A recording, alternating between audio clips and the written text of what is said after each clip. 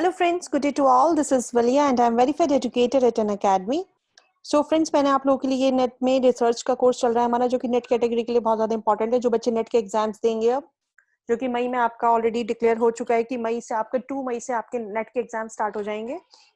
सो आज हम पढ़ रहे हैं डिजाइन इन एजुकेशनल रिसर्च। इससे पहले मैं प्रीवियस में काफी पार्ट कवर करा चुकी हूँ रिसर्च से रिलेटेड। सो फिर हम स्टार्ट करते हैं आज का लेसन। ये एक छोटा सा डिस्क्रिप्शन है कि मैं टेट कैटेगरी में एजुकेटर हूँ अन अकेडमी पर। आप वलिया के नाम से अगर टेट कैटेगरी में जाकर सर्च करेंगे तो वहाँ पर आपको मेरे सारे प्रीवियस लेसन्स मिल जाएंगे, प्लस जो मैंने स्पेशल क्लासेस ले रखी हैं वो मिल जाएंगी, जो कि मेरे सीडीपी वगैरह से रिलेटेड है। वो कहीं ना कहीं एजुकेशन में भी आपके बहुत इंपॉर्टेंट पार्ट कवर करता है, साइकोलॉजी में। तो साइकोलॉजी में आपका पूरा ग्रोथ एंड डेवलपमेंट होता है, इंटेलिजेंस वाला पार्ट होता है, ये सब अच्छे से कवर हो जाएगा। तो जो बच्चा साइकोलॉजी का यूनिट देखना चाहे वो यहाँ जाके देख सकता है। And this is my referral code valia.anabia-8118। अगर आप स्पेशल क्लासेस में जाने के लिए आपको जो कोड की जरूरत होगी वो कोड लगाकर आप अनअकैडमी पे जा सकते हैं। और अगर आप अनअकैडमी का टेट कैटेगरी में सब्सक्रिप्शन लेंगे तो वहाँ अगर ये कोड लगाएंगे तो आपको 10% ऑफ मिल जाता है। सो नेक्स्ट है हमारा, तो फिर स्टार्ट करते हैं। हम आज के जो टॉपिक है हमारा डिजाइन इन एजुकेशनल रिसर्च। जो एजुकेशनल रिसर्च की जो डिजाइन है वो बहुत ज्यादा इंपॉर्टेंट है, इस पे आपका हर साल क्वेश्चन आते हैं। तो हमारे थ्री टाइप के डिजाइन होते हैं, डिस्क्रिप्टिव, एक्सपेरिमेंटल एंड हिस्टोरिकल। अब हम वन बाय वन इनको डिटेल पढ़ेंगे। डिस्क्रिप्टिव रिसर्च डिजाइन क्या कहलाता है? पर डिस्क्रिप्टिव रिसर्च जो होती है डिस्क्राइब करती है कि इसे कहीं ना कहीं एक नॉन एक्सपेरिमेंटल रिसर्च भी कहते हैं।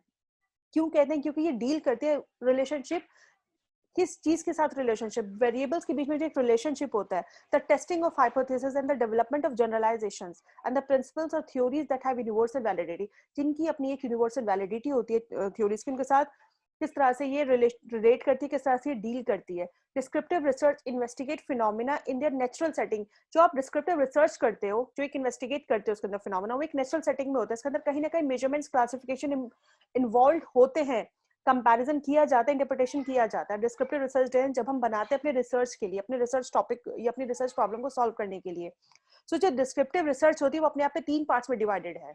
जो हमारे डिजाइन से एजुकेशनल रिसर्च के वो 3 पार्ट्स में डिवाइडेड है, डिस्क्रिप्टिव, एक्सपेरिमेंटल एंड हिस्टोरिकल। जिसके अंदर descriptive research design already 3 parts में डिवाइडेड है, survey studies, inter relationship studies and developmental studies. Service आप समझ जाएंगे, सर्विस मतलब जहाँ पे आप सर्वे करके किसी चीज को, कोई डाटा आप कलेक्ट कर रहे हैं सर्वे करके। Survey means that the branch of social scientific investigation that studies large and small population.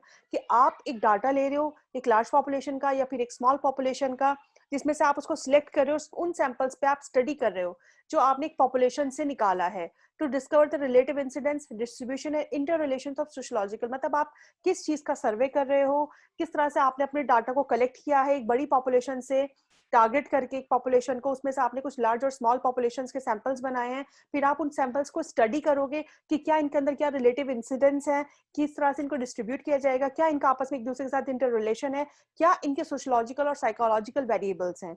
इस तरह से आप एक सर्वे की स्टडी करते हो। फिर आता है हमारा inter relationship studies. Inter relationship studies नाम से ही क्लियर हो जाता है कि आप कहीं ना कहीं चीजों को इंटर रिलेट करके चीजों को समझ रहे हो, उनका आपस में एक रिलेशनशिप चेक कर रहे हो।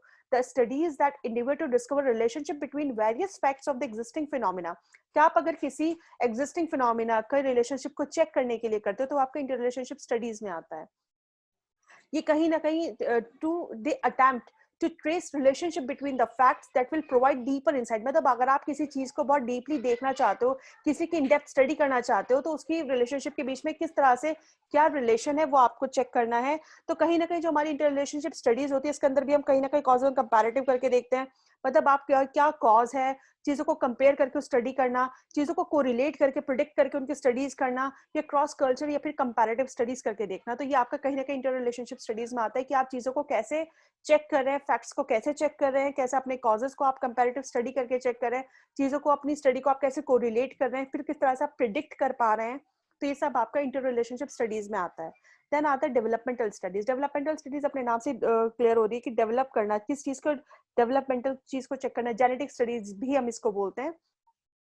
Developmental studies are used for investigating the characteristics of children. कि आप इन्वेस्टिगेट कर रहे हो किसी, अगर आपका कोई टॉपिक है, कोई प्रॉब्लम है, कि आप किसी बच्चे की कैरेक्टरिस्टिक के ऊपर आप इन्वेस्टिगेट करो developmental studies, and the ways in which these characteristics change with the growth and development। और आप उस बच्चे के कैरेक्टरिस्टिक को कंटिन्यूअसली चेक कर रहे हैं कि कैसे कैसे जैसे जैसे उसकी ग्रोथ बढ़ रही है, जैसे जैसे उसके अंदर ग्रोथ चेंजेस हो रहे हैं, उसी तरह से उसके अंदर डेवलपमेंट में भी क्या चेंजेस आ रहे हैं, ये चीजें आप चेक कर रहे हो डेवलपमेंटल स्टडीज में।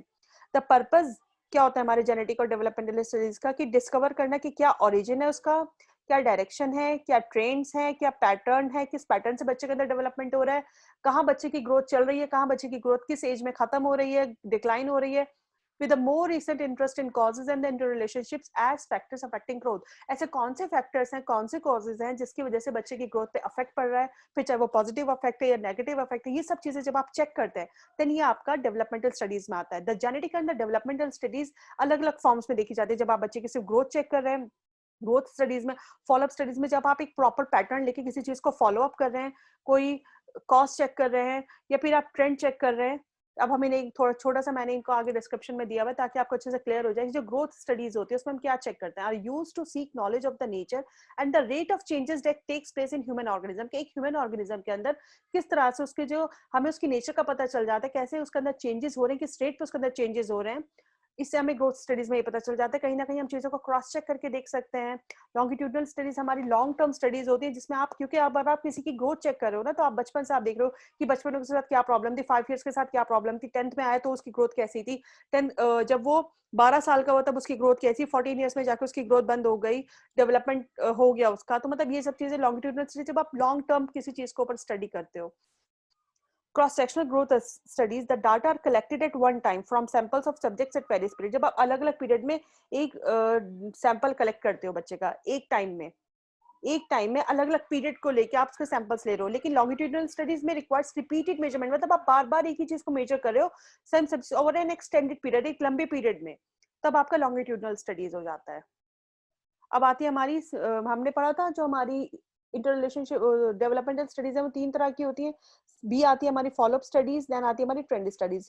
पहले हमने पढ़ ली ग्रोथ वाली एंड देन अब आती है हमारी फॉलोअप स्टडीज. फॉलोअप स्टडीज का एम क्या होता है कि इन्वेस्टिगेट करना सब्सिक्वेंट डेवलपमेंट ऑफ इंडिविजुअल और इंडिविजुअल्स आफ्टर अ स्पेसिफिक. जब आप किसी बच्चे को कोई ट्रीटमेंट दे रहे हैं, आप उसके अंदर कोई इफेक्ट चेक करना चाह रहे हैं, क्या कॉज है, इफेक्ट चेक करना चाह रहे हैं ट्रीटमेंट देने के बाद, तो कहीं ना कहीं आप एक बच्चे को फॉलो अप कर रहे हो. स्टडी कैसे करिए, आपकी फॉलोअप स्टडीज कहलाती है आपकी. ट्रेंड स्टडीज क्या कहलाती है हमारी, trend studies are used to obtain and analyse. जब आप चीजों को ऑब्टेन भी कर रहे हो और एनालाइज भी कर रहे हो बाय द सोशल, इकोनॉमिक और political data to identify trends and to predict what is likely to take place in the future. कि आप चीजों को आइडेंटिफाई करो कि जो ट्रेंड चल रहा है उसके बेसिस आप फ्यूचर पे लेके क्या चीज प्रिडिक्ट कर सकते हो.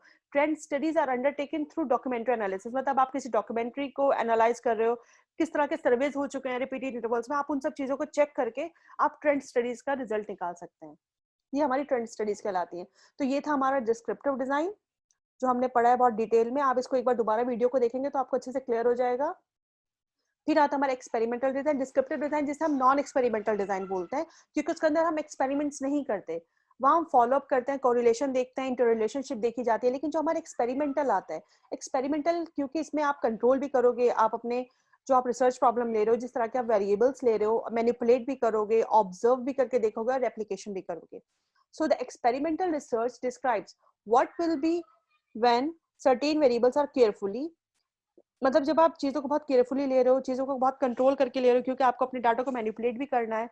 तो focus is on variable relationship whenever an independent variable can be manipulated or experimental approach can be used. कि कैसे आप अपने इंडिपेंडेंट वेरिएबल को मैनिपुलेट करोगे और कौन सी अप्रोचेस को आप यूज करोगे अपने एक्सपेरिमेंट में. The four essential characteristic of experimental research are, सब 4 इंपॉर्टेंट कैरेक्टरिस्टिक होती हैं आपकी एक्सपेरिमेंटल रिसर्च की. फर्स्ट होता है आपका कंट्रोल, मैनिपुलेशन, कि आप कैसे मैनिपुलेट कर पा रहे हो अपने इंडिपेंडेंट वेरिएबल को, फिर आप कैसे ऑब्जर्व कर रहे हो कि क्या चेंजेस आ रहे हैं, और फिर कैसे आप चीजों को रेप्लिकेट कर पा रहे हो. थर्ड आता है हमारा हिस्टोरिकल रिसर्च. हिस्टोरिकल से मतलब समझ गए आप, हिस्ट्री से रिलेटेड, मतलब कहीं ना कहीं कुछ चीजें पास्ट से रिलेटेड है कि आप पास्ट डाटा कैसे ले सकते हो. Historical research describes what happened in the past, कि आपके पास में क्या चीजें गुजर चुकी हैं. तो different types of historical research, जो डिफरेंट टाइप्स की हिस्टोरिकल रिसर्च होती है, जैसे आपकी बिब्लियोग्राफिक रिसर्च होती है, लीगल रिसर्च होती है, स्टडी करना हिस्ट्री ऑफ आइडियाज को, स्टडी करना history of institutions and organisations के बारे में. प्राइमरी सोर्सेज होती हैं कि आप कैसे प्राइमरी डाटा ले रहे हो, सेकेंडरी सोर्सेज जो आप सेकेंडरीली डाटा कलेक्ट कर रहे हो. प्राइमरी सोर्सेज वो सोर्सेज होती हैं आपकी रिसोर्सेज, ये जो ओरिजिनल डॉक्यूमेंट होता है, ये इन्फॉर्मेशन होती है जो आपको लोगों से मिलती है, who have personally experienced an event, जिसने वो चीज ऑलरेडी फेस कर रखी है. अगर आप खुद किसी पर्सन का आप इंफॉर्मेशन उससे कलेक्ट कर पा रहे हो, उसके पास कोई और ऐसा ओरिजिनल डॉक्यूमेंट है जिससे आपको डाटा मिल पा रहा है, तो वो आपका प्राइमरी रिसोर्स हो जाता है। सेकेंडरी रिसोर्स होता है जो आपको सेकंड हैंड डॉक्यूमेंट होती है, जिससे इन्फॉर्मेशन किसी पास कोई नॉलेज थी उस इवेंट के बारे में, किसने एक्सप्लेन लेकिन उसने किसने फर्स्ट हैंड एक्सपीरियंस नहीं है। सेकेंडरी रिसोर्स का मतलब है जब आपको सेकेंडली कोई चीज मिल रही है सेकेंडरली। प्राइमरी वो जिस आदमी ने उस चीज को खुद एक्सपीरियंस किया होता है, वो आपको वो इन्फॉर्मेशन प्रोवाइड करेगा, लेकिन उसने उस इवेंट के बारे में सिर्फ सुना है, वो सिर्फ आपको अपनी नॉलेज के बेस पे कोई चीज बता रहा है, तो ये आपका सेकेंडरी रिसोर्स हो जाता है। अब जैसे स्टेप्स देखते हैं अगर हम हिस्टोरिकल रिसर्च डिजाइन के, कि आप डाटा को कलेक्ट करोगे, देखोगे कि वो डाटा सही है कि नहीं, आप कहीं ना कहीं उसे क्रिटिसाइज करके देखोगे। फिर जब आप सब चीजें क्रिटिसाइज करोगे तो आप अपना कहीं ना कहीं आपका अपना एक प्रेजेंटेशन ऑफ फैक्ट्स होगा कि डाटा कलेक्ट कैसे किया आपने। Comprehensive gathering of data is undertaken, कि आपने डाटा बहुत कॉम्प्रिहेंसिव वे में आपने डाटा को इकट्ठा किया। Historical resources of data usually classified into two main categories, कि आपने कैसे अपने डाटा को कलेक्ट किया, आपने प्राइमरी रिसोर्सेज का यूज किया, फिर आपने सेकेंडरी रिसोर्सेज का यूज किया, फिर आपने कहीं ना कहीं चीजों को क्रिटिसाइज करके देखा। एक्सटर्नल क्रिटिसिज्म जो बाहर से किसी ने आपकी डाटा को क्रिटिसाइज किया, इंटरनल क्रिटिसिज्म जो आपने खुद चेक किया इंटरनली अपने डाटा के अंदर। The establishment of validity by determining the authenticity of the source, कि जिस सोर्स से आपने जो इन्फॉर्मेशन ली वो सही है कि नहीं है। External criticism is covered basically with the authenticity and genuineness of data.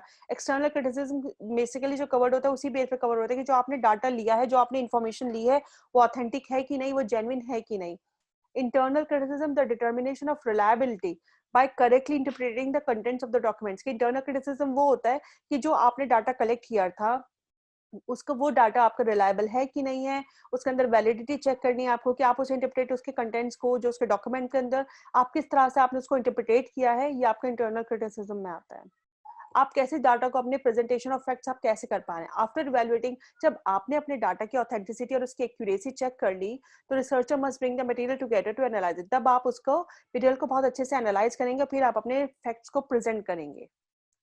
तो ये था आज का हमारा लेसन जो कि बहुत इंपॉर्टेंट था। इसके अंदर मैंने आपके 3 रिसर्च डिजाइन एक्सप्लेन किए, आपका descriptive, experimental and historical research design. Descriptive थोड़ा सा लेंथी था हमारा, आप इस वीडियो को एक बार दोबारा देखेंगे तो आपको चीजें बहुत अच्छे से क्लियर हो जाएंगी। If you have any problem तो आप मुझसे कमेंट सेक्शन पे पूछ सकते हैं। So thank you friends, stay blessed and enjoy learning.